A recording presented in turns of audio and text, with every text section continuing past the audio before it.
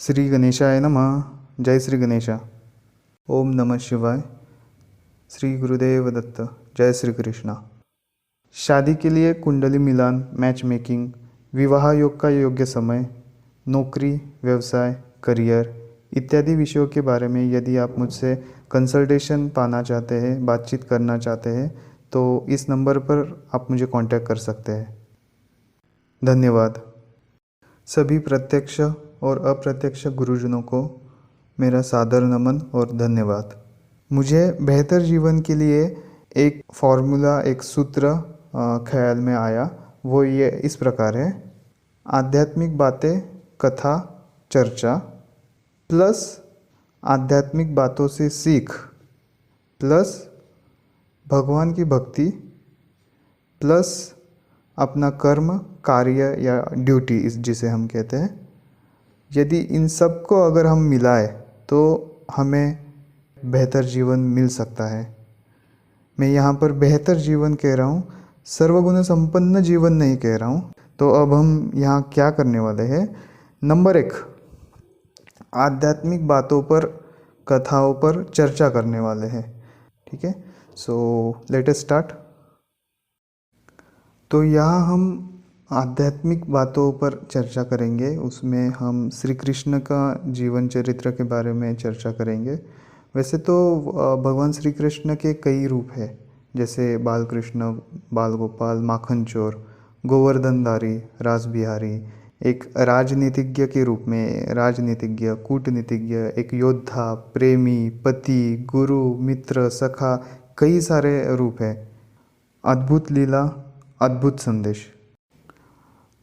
तो वह नैमिषारण्य करके एक स्थान है, अभी के भारत में उत्तर प्रदेश, यूपी में एक स्थित एक वो जगह है नैमिषारण्य। वहाँ पर सूत जी ने वहाँ इकट्ठे हुए ऋषि मुनियों को ये कृष्ण कथा सुनाई थी। श्रीमद् भागवत कथा भी जिसे हम कहते हैं। भागवत कथा मतलब भगवान की कथा। ठीक है। अच्छा, सूत जी ने ये कथा कहाँ से सुनी? तो कलयुग के आरंभ में महामुनि शुक जी ने राजा परीक्षित को ये कथा केवल 1 हफ्ते में सुनाई थी। उसी वक्त सूत जी ने भी यह कथा सुनी थी। राजा परीक्षित ने यह कथा कब और कैसे सुनी, यह भी काफ़ी इंटरेस्टिंग है। आगे हम अभी चर्चा करेंगे। उससे पहले एक इंटरेस्टिंग चीज़ आपको बताता हूँ कि कलयुग के सबसे पहले राजा अगर किसे कहे जाते हैं, जो जिसे माने जाते हैं, वो है राजा परीक्षित। अब ये राजा परीक्षित कौन है? तो ये पांडव फैमिली से आते हैं। जो युधिष्ठिर, भीम, अर्जुन, नकुल, सहदेव है, इनमें से अर्जुन के बेटे अभिमन्यु और अभिमन्यु की पत्नी उत्तरा, अभिमन्यु और उनकी पत्नी उत्तरा, इनके इकलौते बेटे मतलब राजा परीक्षित। आगे भगवान श्री कृष्ण जब अपना अवतार कार्य समाप्त करते हैं, उसके बाद पांडव भी संसार से विरक्त हो जाते हैं और अपना राज्य परीक्षित को सौंपकर हिमालय चले जाते हैं। और माना जाता है कि यहीं से कलयुग का आरंभ हुआ। तो वह राजा परीक्षित ये एक धर्मपरायण और एक अच्छे राजा थे। फिर किसी दिन कलयुग और राजा परीक्षित इनका आमना सामना होता है। कलयुग को देखकर राजा परीक्षित कहते हैं कि भाई मैं तो तुम्हें यहाँ आने नहीं दूंगा, और कलयुग से युद्ध करने का मन बना लेते हैं। फिर कलयुग कहता है कि हे राजन, ये तो प्रकृति का नियम है। सतयुग, त्रेता युग, द्वापर युग, फिर अब कलयुग, ये तो आएगा ही। इसीलिए काल के साथ लड़ाई ना करें। और चलो, आपके जीवन काल तक मैं कुछ शर्तों के साथ रहूँगा। आप मुझे कुछ जगह बताइए जहाँ मैं रह सकता हूँ। राजन कहते हैं तुम इन 5 जगहों पर रह सकते हो। 1, जहाँ जुआ खेला जाता हो, जहाँ मद्यपान होता हो, जहाँ परस्त्री गमन हो, परस्त्री संग हो, जहाँ हिंसा होती हो, और 5वीं चीज़ सोना। तुम इन 5 जगहों पर रह सकते हो। जैसे ही राजा ने ये 5 जगह बताई, कलयुग ने स्वीकार किया और कहा ठीक है, नो प्रॉब्लम। और तुरंत ही राजा के ही सिर पर जो सोने का मुकुट था उसमें जा बैठा और वहाँ जाके हंसने लगा, खुशियाँ मनाने लगा।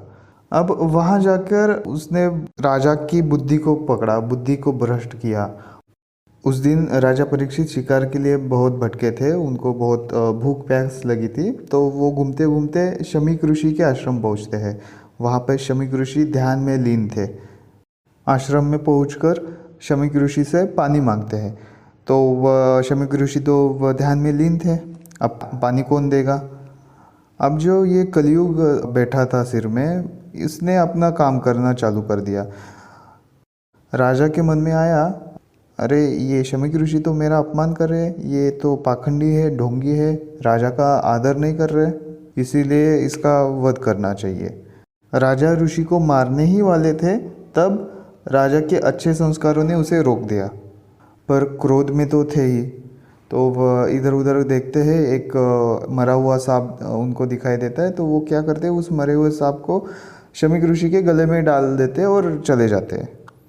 ये बात शमीक ऋषि के जो पुत्र थे श्रृंगी, इनको पता चल जाती है।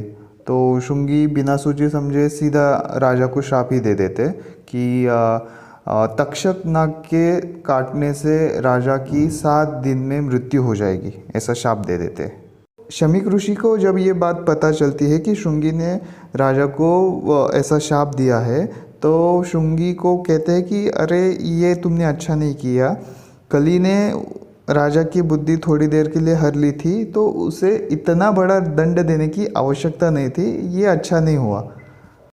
फिर राजा घर जाते हैं, मुकुट उतारते हैं, तब उनको कुछ एहसास होता है कि कुछ तो गलत हुआ है। फिर सब बात राजा के ध्यान में आ जाती है कि कली के प्रभाव की वजह से मेरे हाथ से ये क्या हुआ।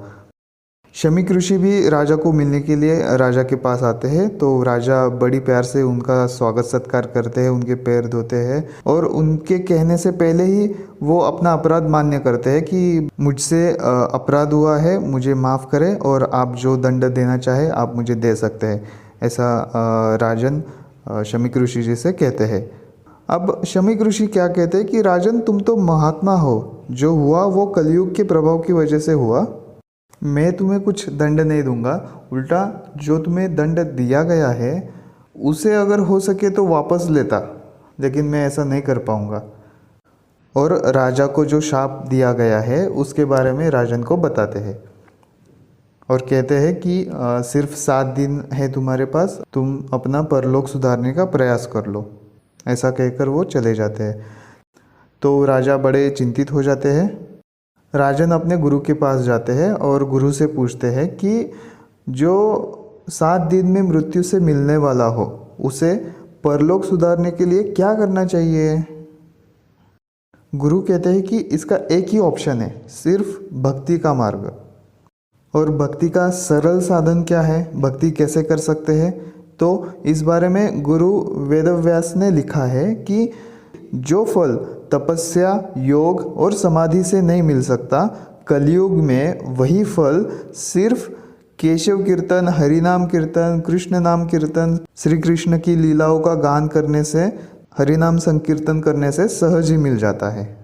इसीलिए संत ज्ञानेश्वर, श्री चैतन्य महाप्रभु, संत तुकाराम, ऐसी भक्ति वेदांत स्वामी प्रभुपाद जी और अन्य कई सारे संतों ने हमें यही संदेश दिया है कि हरि का जाप करो, भगवान का नाम स्मरण करो, हरे कृष्णा कृष्ण कृष्ण हरे हरे, हरे राम राम राम हरे हरे। संत ज्ञानेश्वर भी कहते हैं कि हरि मुखे मना पुण्याची गणना कोण करी। तो हरि मुखे मना। आदि गुरु शंकराचार्य जी ने भी कहा है, भज गोविंदम भज गोविंदम भज गोविंदम मूढ़मते। अच्छा, तो आगे गुरु राजा से कहते हैं कि तुम वेदव्यास गुरु के पुत्र सुखदेव जी, उनकी शरण में जाओ, वही तुम्हें श्रीमद् भागवत कथा बताएंगे। श्रीमद् भागवत कथा मतलब भगवान की कथा, वही तुम्हें बताएंगे। अब राजा सुखदेव जी के पास जाते हैं और उनसे पूछते हैं कि जो मनुष्य मृत्यु के द्वार पर हो उसे क्या करना चाहिए। सुखदेव जी ने कहा कि पहली बात तो घबराए नहीं, फिर वैराग्य की तलवार से शरीर पर हमने जो प्रेम कर रखा है, जो मोह कर रखा है, उसे काट देना चाहिए, उस प्रेम को काट देना चाहिए। ओम रूपी मंत्र का जाप करना चाहिए, भगवान का जाप करना चाहिए। श्वासों को कंट्रोल करके मन को शांत कर लेना चाहिए। बुद्धि की सहायता से इंद्रियों को उनके विषयों से हटा लेना चाहिए। मन से भगवान की मूर्ति, भगवान के रूप का ध्यान करते हुए भगवान की चरण में पूर्ण लीन होना चाहिए। तब मनुष्य को पूर्ण भक्ति प्राप्त होती है। और भक्ति ही सबसे सहज साधन है भगवान को प्राप्त करने के लिए। शुकदेव जी कहते हैं कि हे राजन, मैं तुम्हें भागवत पुराण की कथा सुनाऊंगा। भागवत पुराण की कथा ये एक भक्ति रस की ऐसी गंगा है जिसमें जो मनुष्य एक बार स्नान कर लेता है वो उसी में डूब जाता है, वहाँ से बाहर आना ही नहीं चाहता, वही उसका मोक्ष है। इस कथा में श्री कृष्ण की सगुण लीलाओं का वर्णन है। हे राजन, और तुम्हारे अंत समय में ये श्री कृष्ण लीलामृत का सेवन ही तुम्हें सहायक होगा।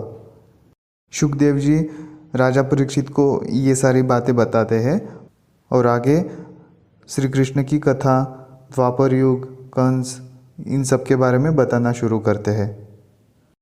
आगे हम ये सभी बातें जानेंगे कि कंस कौन था, क्या हुआ था उस वक्त, कंस की बहन कौन थी, आकाशवाणी क्या हुई, श्री कृष्ण जन्म कैसे हुआ, ये सब बातें हम आगे जानेंगे। अभी के लिए फ़िलहाल इतना ही। अगर आप कुछ सुझाव या फीडबैक देना चाहते हैं तो मुझे ईमेल या नंबर पर कृपया मैसेज कर सकते हैं। अगर आपको वीडियो पसंद आया हो तो चैनल को सब्सक्राइब ज़रूर करें, साथ ही शेयर और लाइक भी ज़रूर करें। वीडियो को देखने के लिए, चैनल को सब्सक्राइब करने के लिए, लाइक और शेयर करने के लिए आपका बहुत बहुत धन्यवाद। फिर मिलेंगे, तब तक जय श्री कृष्णा।